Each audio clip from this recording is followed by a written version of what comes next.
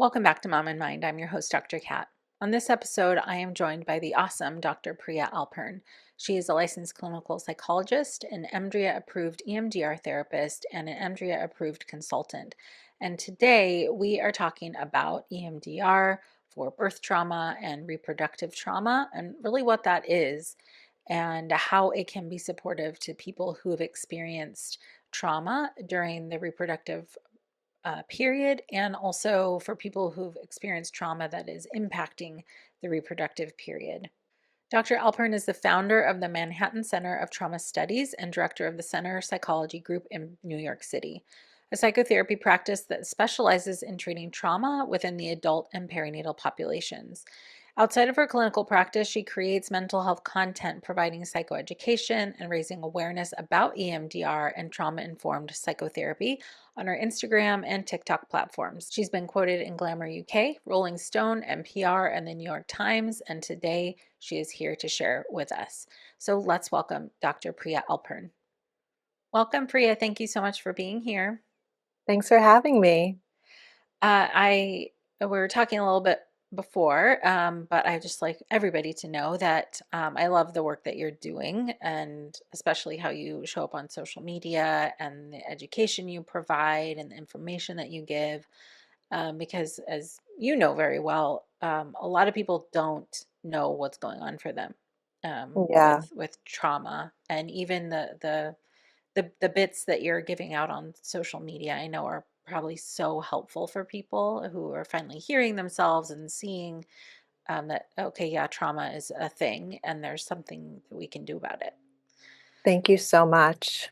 Yeah, yeah. So I do want to kind of start there though, for people who don't know a lot about what EMDR is or what reproductive trauma is, if you can give kind of a little bit of an understanding for our chat today for other people. Absolutely. Yeah.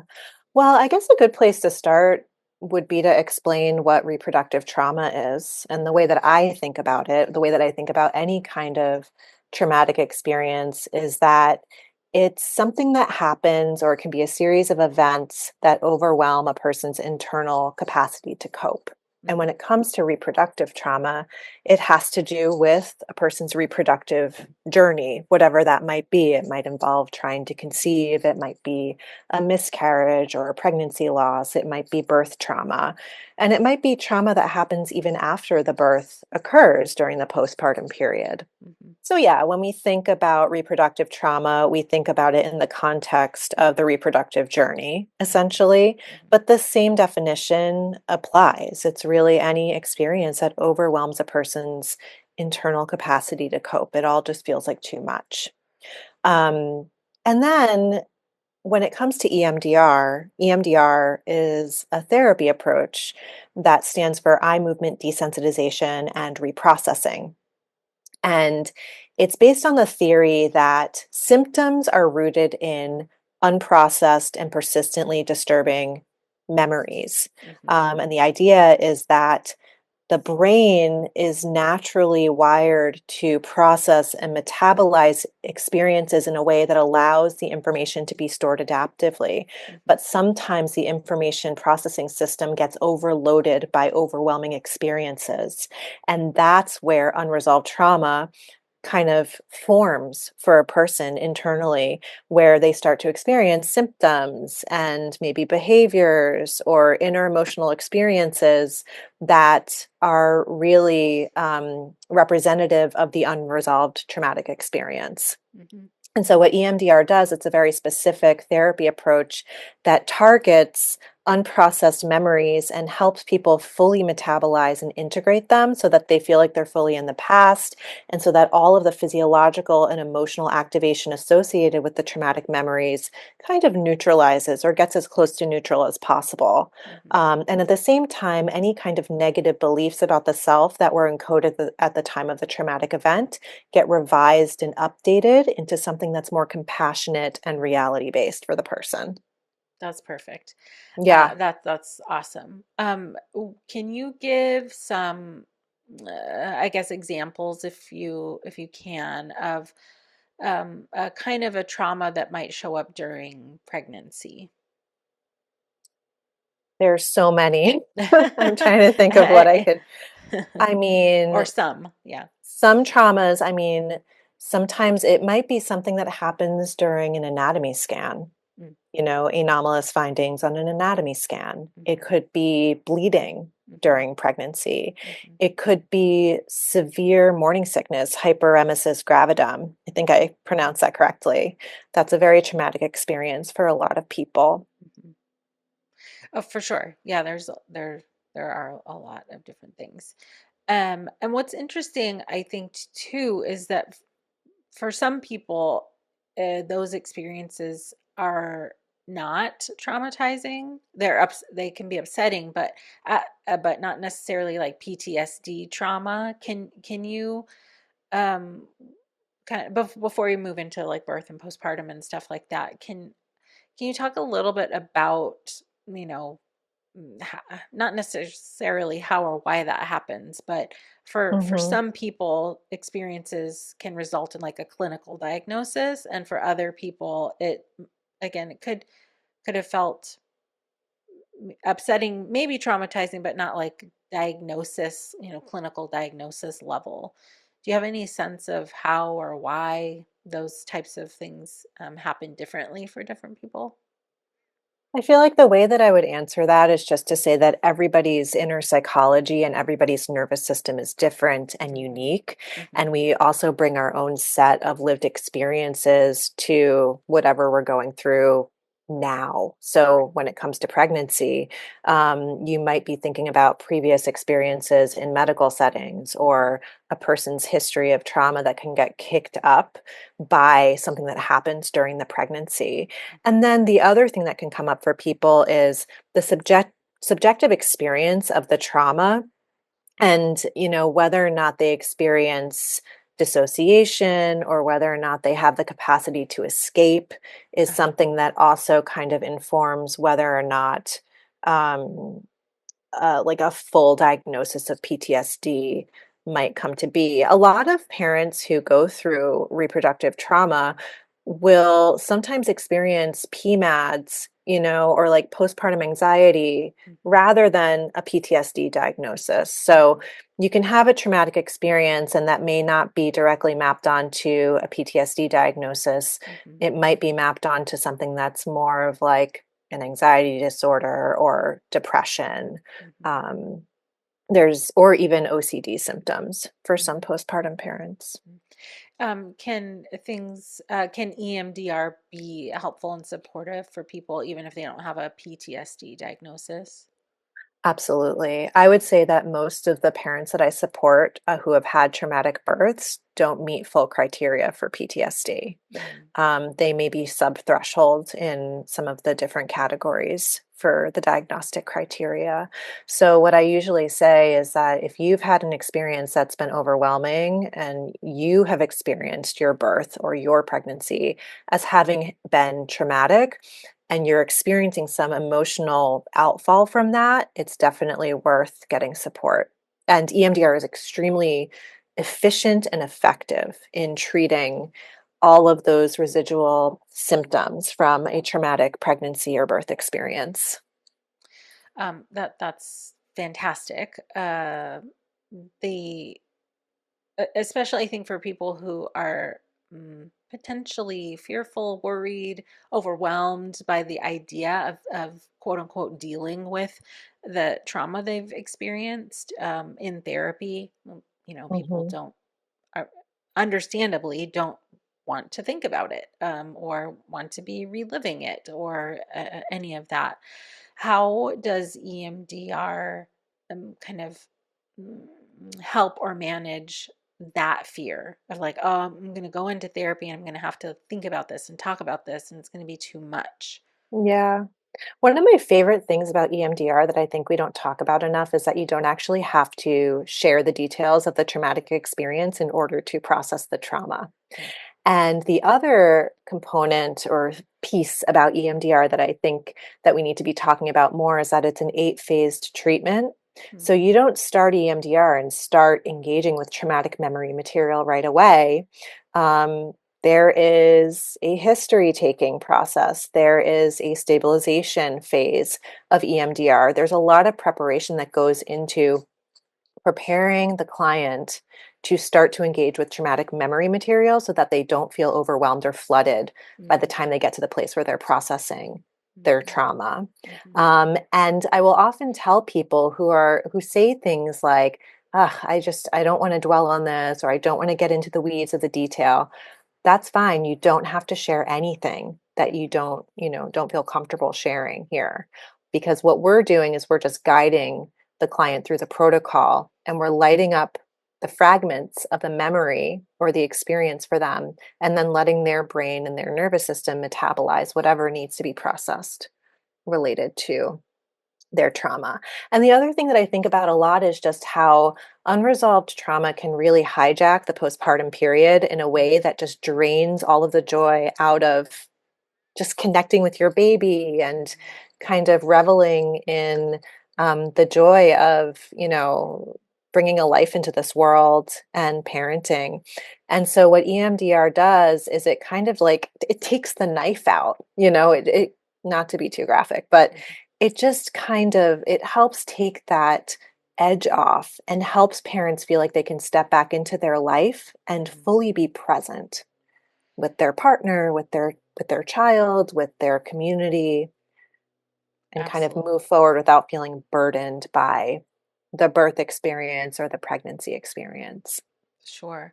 I mean, that does sound very promising for people. I know it's hard for some folks to kind of get, even to make the call, Mhm. to engage in therapy. It's for some people that takes a little bit of time uh, and unfortunately, I think too, for some folks, it gets to the point where they just can't take it anymore, whatever it is that Mhm. they're going through. Um, I wish that, I wish that weren't the case, but do you find that a lot of people who are coming in for therapy, for EMDR in particular, have been just kind of suffering, white knuckling it for a bit? There's a range. I would say there are people who they've been referred by their OB or they've been referred by their doula, and those are the people who come in as soon as possible, or they Hmm. say things like, "I want to get ahead of this before it becomes an issue." Nice. And then there are other people who maybe they had a traumatic birth experience 17 years ago. Like Mm-hmm. sometimes they come long after having had the experience and they feel like they're done. They're ready for things to be different. Yeah. They've white knuckled it for too long and they need things to change and they need some help. Mhm. Well, So there's that's a also there's a encouraging. range. That Yeah. that's great to hear that it could be however long after a trauma and there's still healing available Mhm. and Also, possible. it's very often if people who have had a traumatic birth and they're starting to think about having another child or starting to think about trying to conceive again, Mhm. that's another time period when people start to think about, maybe I do want to, do some trauma processing work on the previous birth experience so that I can be bringing my best self to this next pregnancy and this next birth experience. Right. Yeah, and I mean on the podcast here we do talk about a lot of trauma, and I think birth trauma in terms of reproductive trauma, birth trauma seems to get, um oh, I can't think of a better word than like a lot of attention because many different things can happen during the kind of birthing window. Um, Mhm. is that what you see as well? That a lot of people are coming in for birth trauma specifically? I'm trying to think. Do you mean like people coming into my practice specifically or any kind of reproductive related trauma? Well, I guess what you're seeing in your practice, are a lot of people coming in for trauma related to birth specifically. Mhm. Yeah, I would say a lot of people are coming in it's two things actually. Mm. It's traumatic birth experiences and it's also the trauma of a pregnancy loss. Uh-huh. So it's miscarriage and pregnancy losses that have happened. Um, late term pregnancy losses Mhm. or second trimester pregnancy losses that I typically see. Yeah, so one of the things that I've seen in my clinical practice is that birth trauma is deeply relational. And when we think about a birth trauma, I feel like we typically think about a medical emergency or a life threatening situation for the parent or the unborn baby. But in my experience clinically and what the literature is telling us is that birth trauma is deeply relational and it very often what makes a birth experience traumatic for a lot of people actually has to do with how they were communicated with, Right. how they were treated during the birth experience, um, and the experience of a loss of dignity as well. Oh, And yeah. in that case, we can very often think about birth trauma as being very similar to what happens in sexual assault.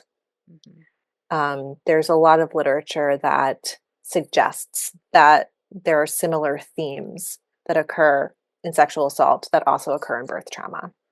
Oh, in what ways? The experience of not being able to escape, the Ah, experience of not, the experience of freezing and mm, dissociating uh-huh. because you can't escape. Mhm. And the feeling of and the experience of being stripped of your dignity, being treated like Mhm. an object rather than a Mhm. subject. Dehumanization. Right. Yeah. So, well, I mean, for people who have had a sexual assault and are also experiencing birth trauma, I mean, you can't quantify. It's not like doubly worse, but I mean, there's so many ways in which when people are experiencing a trauma in the moment that it can be recalling stuff from their past as well. Mhm. How, yeah, how do you help people when those things start to like overlap or merge? Mhm.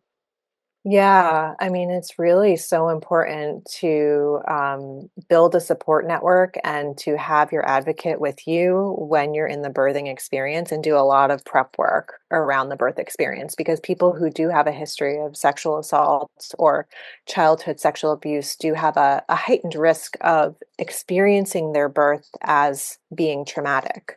Mhm. And what we've found or what I've found clinically is that people who have a history of sexual abuse will either experience the birth feeling too much or Oh, feeling too little. So when we think about uh-huh. hyper arousal and hypoarousal, they Mhm. might find themselves in a traumatized state where they're either really heightened, really scared, just really amped up, or they feel really collapsed and numb Mm. and dissociated. Mhm. And so, what we want to try to do for those birthing people is to help them get their nervous system back within what we call the window of tolerance. Are you familiar with that term, the window of Mhm. tolerance? Mhm. Yeah, so it's basically, that optimal zone of nervous system arousal so that they can be present and they can observe their experiences, take in new information,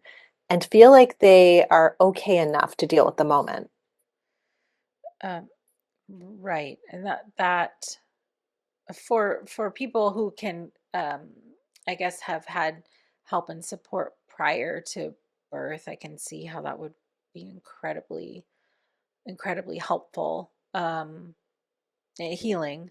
And Mhm. for folks who have had, let's say, childhood sexual abuse and don't know that that is part of what might come up for them, or are just, having that surprise of memories or similar feelings, and you're, you know, I'm thinking of two different things, like people who might be listening right now who this resonates for, that are thinking like, oh, that's why that was so hard, or is that, these Yeah. other memories came up? Yeah. So, like, one of the things that you're making me think about, I'm thinking about the people who maybe they don't connect the dots. Like, Yes. they don't realize until they went through labor and delivery Hmm. that it was the way that they experienced their birth experience Hmm. Hmm. is somewhat related or is experientially parallel or related to a previous history of sexual trauma. Right. And so in cases like that, it's almost like a double whammy, Mm-hmm. because they did have this history, they do have this history. They weren't just like consciously aware that it might come up. And then they have their baby Mm-hmm. and they are dealing with not only a newborn baby, but also a traumatic birth experience. And then Mm-hmm. Mm-hmm. previous trauma that got kicked up that is going to continue to kind of get kicked up as they navigate their parenting experience as well. For sure. And so when that happens, it's always really helpful to get support, and that may or may not mean therapy either. Mm-hmm. Therapy is not the end all be all to all of this. It's one possibility of many, but being able to connect in community, connect with other parents who might be survivors of sexual trauma who are also navigating this, Mm-hmm. whether that's in a support group or something that's less formal, and having open communication with their partner can also be helpful in getting support there. Right. If family is available, kind of receiving that emotional nurturance from family as well. And then, for me as a therapist and as an EMDR specialist, I have found that EMDR can be really helpful for people who have those more complex trauma histories. Mm-hmm. Because when somebody is struggling with birth trauma, we're trying to connect the current symptoms to the traumatic birth, but also like the entire network of memories that are related to that birth experience, because it's all interconnected. And so what comes up when you're processing a birth experience might be an earlier experience of sexual assault, because Mm-hmm. in EMDR it's kind of like this guided free associative process Mm-hmm. where you're letting the client just let their mind associate to earlier experiences, and make those chains of association so that they can fully metabolize the memory. Mm-hmm. So for again, for people kind of coming back, for the people who are worried about that they're going to have to deal with all these childhood memories when they're just like just want to deal with the birth trauma kind of a thing. Um, because of the interconnectedness and associations of that these traumas, you're saying that um, kind of all things related can be healed, Hmm. not at the same time, but in the same way, Hmm. without having to go into incredible detail. Yes. Yeah. And there's flexibility with the EMDR protocol. And so some people might come in with a history of earlier trauma, but they really might not feel like they have the bandwidth to process that stuff. Hmm. And in those cases, we would just take a really narrowly focused approach to just stay on the birth trauma and process that experience. Hmm. So there's flexibility and collaboration between the therapist and the client in terms of how you're going to work together to process this experience. And it might mean that you don't process through everything from childhood, Hmm. and you can kind of just focus on the birth experience and see where you get. Because what we're really measuring or gauging for the client is, how are you feeling now? Uh-huh. And after you process the trauma and do some EMDR work, how's the quality of your life now?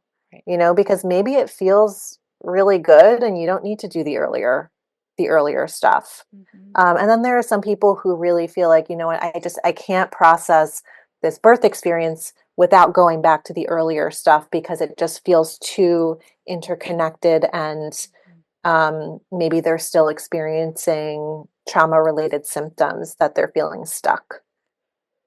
Well, that's great, and I'm sure, and that's another way that I think could be helpful for people who have a hesitation about coming in for therapy, is that it's you don't have to get to the root of every single thing, Yeah. right away. Uh, it's not a requirement. Yeah, I often will think about this metaphor when it comes to EMDR treatment planning and target identification and sequencing of a tree, and like when you have a tree and that represents the trauma experiences, all the branches or different targets, and then the root is the foundational or the touchstone experience. We're not going to the root all the time. Hmm. Sometimes you're starting with the branches, Right. and maybe you're going to stop like for a while after you work on some of the branches. That's incredible. And in your practice, is this the focus of the work that you do or the work that your practice does? We do a lot of complex trauma work as well as reproductive and perinatal trauma work. So there is a breadth of the kinds of people that we support. I would say primarily we do EMDR and somatic experiencing with our clients, and we practice integratively. So we incorporate a bunch of different approaches into our clinical work. But there's definitely like a very significant segment of our clients who are struggling with birth trauma, pregnancy loss, like I said before, Hmm. um, just like a lot of reproductive related trauma. Right. I assume the demand is high for this Yeah, type of support. Um, definitely. right. And I know, of course, like I said before, the what you how you show up on social media is amazing, and there's a lot of like educating folks about what they could be experiencing. And is part of your work also training therapists? Yes. I am an EMDRIA approved consultant. And so I do a lot of training, EMDR training for other therapists. And one of the things that I've been working on recently is EMDR for birth trauma training for perinatal therapists.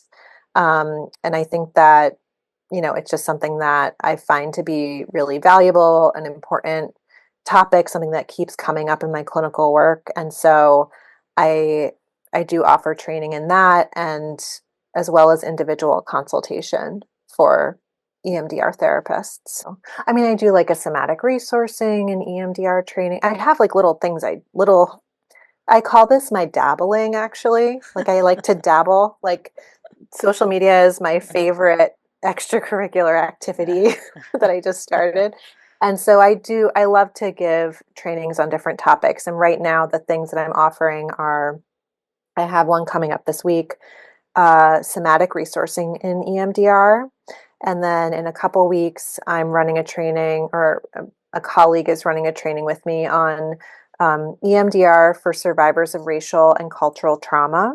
Nice. And then we're doing an EMDR treatment planning and target identification and sequencing training in March. And then April is when we're kicking off our whole birth trauma training series, where part one is focused on history taking and a theoretical and empirical overview of birth trauma, the experiential themes of birth trauma, and racial disparities and experiences in birth trauma. And then part two is focused on resourcing and stabilization for birth trauma survivors. And then part three is um, EMDR for birth trauma, where I'm going to be teaching a specific protocol for recent birth trauma that can be applied to birth trauma survivors who have experienced birth trauma in the past year. And who all could attend those trainings? So, parts one and part two are pretty much open to any therapist who is interested in trauma and interested in perinatal mental health. And then part three is open to EMDR basic trained therapists. Mm-hmm. People can attend all three, or how does that work? People can register for all three. If you want to do part three, you do have to be EMDR trained. Hmm. But you can also register separately for each one separately. Oh, that's fantastic. Is it, I Yeah, assume it's online? it's going to be virtual. Yes. Nice. Great. Great. So anybody anywhere. Anybody, anywhere is welcome to join me. Yes. That's awesome. That's one of the things I absolutely love, is that more and more trainings are available virtually so that, people um, can get training that's more accessible. to them Yes, as well, for accessible on many levels, financially too. It's, it can be hard to travel somewhere to get a training. absolutely. Yeah. That's one. But can you talk a little bit more about the trauma for racial bias? Was that what it was? hmm Um, Yeah, so I've run this a couple of times. It's a training that is specific to supporting people with EMDR who have a history of racial and cultural oppression, which I think is just so important in the world that we're living in today. And what we teach in that training is clinical adaptations to EMDR when working with survivors of racial trauma, essentially. There's some specific, really interesting interventions that can be incorporated related to legacy attuned resourcing, ancestral resources. And there are also some really important considerations when it comes to um, negative cognitions, how we conceptualize negative cognitions differently in EMDR with survivors of racial trauma, because they're really oppressive cognitions that are reinforced by society. It's not, it then becomes a negative cognition, but we have to acknowledge that the negative cognition doesn't occur in a distorted vacuum, that it actually is related to the broader systems that people who have experienced racial trauma are living in. mhm. So it's a really great training, and yeah, we'll be offering it a couple times a year.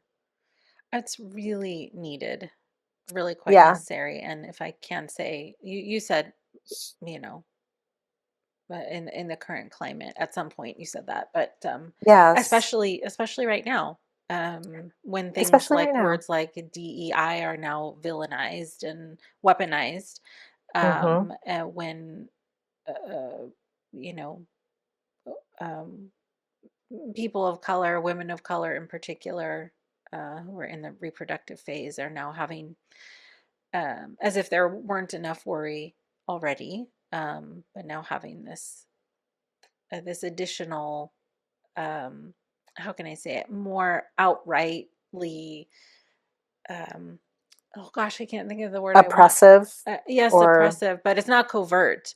It's overt.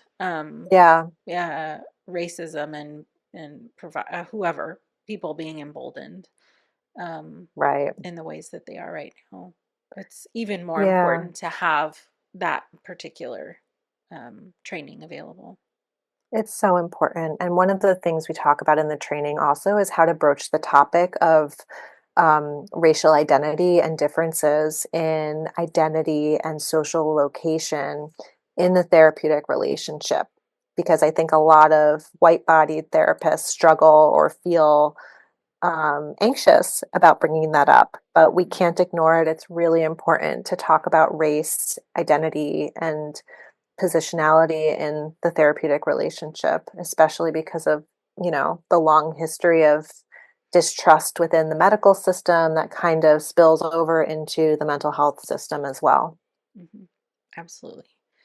Um, yeah, I really, really can't overstate how important I think that is. The training that you're doing, even just even if somebody doesn't take the training but sees that that's a training that's available, to make them pause for a second, and be hmm like, yeah, that's probably something I should think about. If there's anything you'd like to wrap up on that's specifically related to people who are thinking of seeking out EMDR as a therapy, or therapists who are thinking about getting trained in EMDR, I would love to hear that. For anybody who is struggling with trauma, and specifically any kind of reproductive trauma, what I always recommend is to talk to someone, even if it's just the pediatrician or your OB, and share with them how you're feeling. Mhm, And it can be really helpful to talk to a therapist. mhm, What happened is not your fault. You're not to blame for it. Help is available, just to kind of, you know, refrain the PSI motto, mhm, Postpartum Support International. Um, It feels really awful to think about having to navigate the postpartum period without any support or to feel just totally weighed down by symptoms that are treatable. So I suppose, I urge people to reach out for support. And I know PSI has a great directory, emdria.com, or not, emdria.org, sorry. Mhm. Emdria.org has a directory for EMDR therapists. And then on social media, there are a lot of different perinatal mental health creators, as well as trauma focused therapists who are creating content. And, sometimes the first step is to just send a DM Mhm. or Mhm. put a comment on somebody's post and ask a question, Mhm. to demystify some of this because it can feel scary if you don't know what to expect. Yeah, for sure. I think that especially for folks who are um, contemplative or like to like kind of think through stuff before they take a first kind of action step. I agree that like social media, listening, learning, commenting, and gaining a bit of whatever it feels like to you, if it's confidence or something else. Um, that is such a great point. Such a great point. Well, I thank you so much for coming on and talking through what EMDR is. I just like conversations like this are so important because it does make it more accessible for people as an option, and helps, to use your words, like demystify and reduce stigma. And it's just such an important conversation. So thank you for being here. Thank you so much. Thanks for having me. If you're interested in any of the training that Dr. Alpern referred to in our interview today, you can go to centerpsychologygroup.com and check that out. One of those trainings is coming up in April. Outside of that, get connected with her on Instagram or TikTok at Dr. Priya PhD. And for those of you who've been listening along today, if you haven't yet subscribed or followed on your favorite listening platform, please do that. And also, while you're there, if you have a brief moment to add a star rating or a review, what you think about this podcast or how it has supported you, because that really helps other people to know if this is the right podcast for them. Thank you so much for being here with us. Until next time.